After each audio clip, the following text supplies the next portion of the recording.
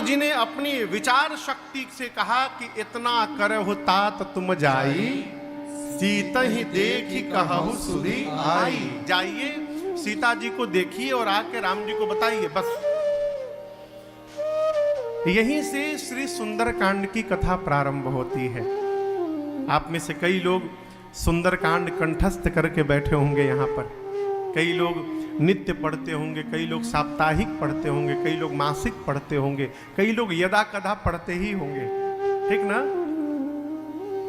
सुंदरकांड सब प्रकार से सुंदर है। कई लोग प्रश्न करते हैं, महाराज सुंदरकांड में गोस्वामी जी ने इसके पहले जितने कांड लिखे या तो स्थान प्रधान लिखे, नहीं तो अवस्था प्रधान लिखे। बालकांड अवस्था प्रधान, अयोध्या कांड स्थान प्रधान, अरण्य कांड स्थान प्रधान, किष्किंधा कांड स्थान प्रधान, लंका कांड स्थान प्रधान, उसी प्रकार उत्तर कांड मानस का उत्तर भाग। लेकिन सुंदर कांड बीच में कहां से आ गया? तो इसके भी कई भाव हैं।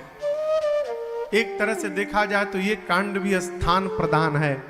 सुंदर नाम के पर्वत पर इस कांड की कथा प्रारंभ हो रही है और उसी सुंदर नाम के पर्वत पर इस कांड की कथा पूरी भई, इसलिए गोस्वामी जी ने इसका नाम सुंदर कांड लिखा। सिंधु तीर एक भूधर सुंदर, उस पर्वत का नाम था सुंदर पर्वत।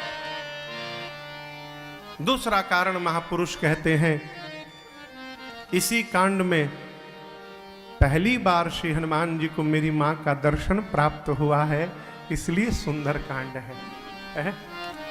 इसी कांड में विभीषण जी महाराज को भगवान की शरणागति प्राप्त हुई है, इसलिए सुंदर कांड है।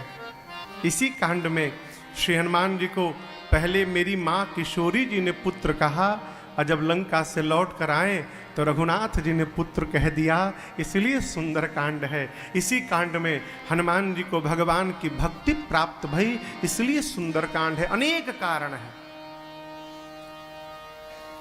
प्रारंभ में पूज्यपाद गोस्वामी तुलसीदास जी ने 3 श्लोक लिखे हैं और उसके बाद कथा प्रारंभ करते हैं। जामवंत के बचन सुहाए, सुनि हनुमंत हृदय के भाए। बोले तब लगी मोहि परखे हो तुम भाई, सही दुख कंद मूल फल खाई। कब तक?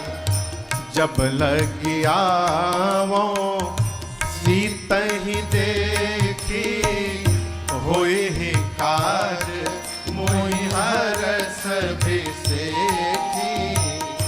यह कही नाई सबन कहूँ माथा, चले वो हरसी ही धरी रघुनाथ।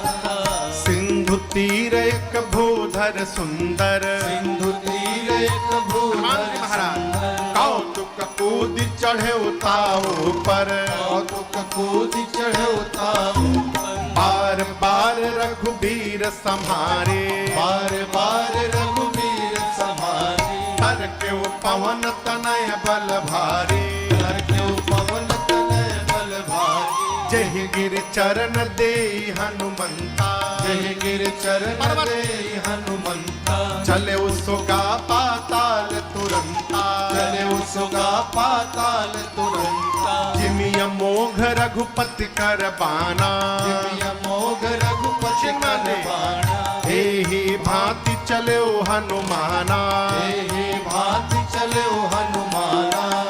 जल निधि रघुपति दूता, जल निधि रघुपति दूत बिचारे। जल निधि रघुपति दूत बिचारे। कह मैना कहो ही ब्रह्महारी, कह मैना कहो ब्रह्महारी। मैना कहो ब्रह्महारी।